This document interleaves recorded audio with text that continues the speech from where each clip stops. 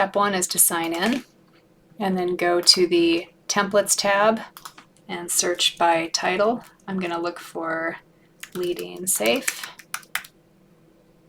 There's multiple languages in here, so you need to look for your language. I'll pick the English version here. You can take a look at this class template. You'll see here there are 7 sections, and some of the sections have activities set up ahead of time. And I know this is the one I want. So at this point, I could start it, but I do know I have this class that I want to teach starting February 2nd, and the tailoring of this course occurs after you schedule it. So the next step is to schedule, and I'm just going to put February 2 because that's when I'm teaching it. I'm going to schedule the event.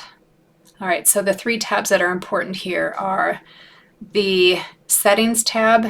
This is the join URL. This is the one that you'll share with your students. You might do that in an email providing the instructions for the class. You're also able to copy this URL into the course listing inside the Safe Studio. Either way, this is the URL that your students will need in order to join this portion of the class to use the templates in here for the group activities. The other thing that you do on this screen is tell the system how many groups you want to have set up. And so let's just pretend for this class I have 2 groups. Maybe it's a small class of 10 and I just want to have 2 groups of 5. You can leave them group 1 and 2, or you can rename them something like red and blue. All right, the next tab is attendees.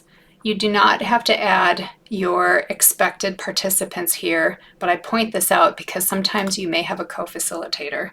So I will add my colleague here.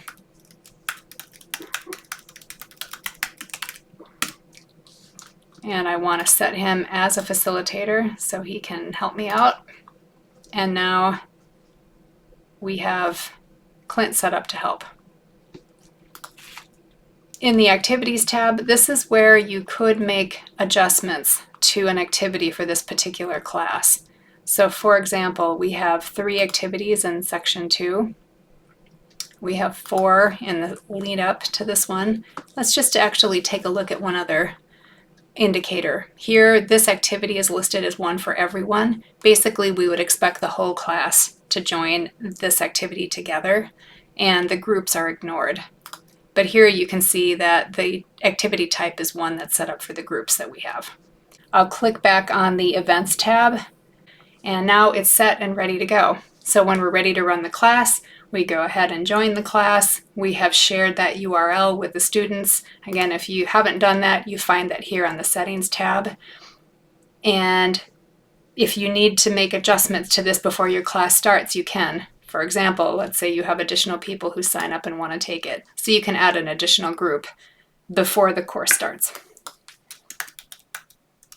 We'll call that in green. For more information about Horizon Engage, please visit us at appliedframeworks.com/horizon-engage. Here you'll find more information about the platform as well as pricing and packaging information.